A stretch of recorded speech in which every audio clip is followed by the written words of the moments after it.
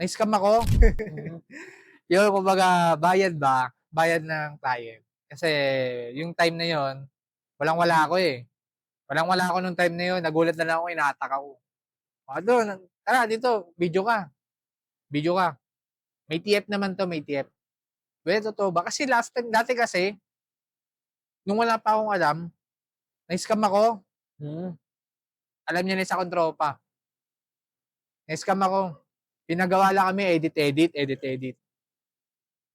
Nung nag-edit na, sabi pinangakuan kami, bibigyan kami. "Di, ate-an ko kayo, TF, edit mo lang 'to. Edit mo lang 'to, may TF ka sa'kin." Walang binigay sa'king TF, sa mga nag-e-edit wala. Ang binibigay na assurance na sa'min, "Ano 'to, experience niyo 'to, isipin niyo experience niyo 'to, para kahit papaano meron kayong matutunan." Oo, may natutunan kasi. May natutunan naman kami, pero kasi usapan dun, yung oras kasi.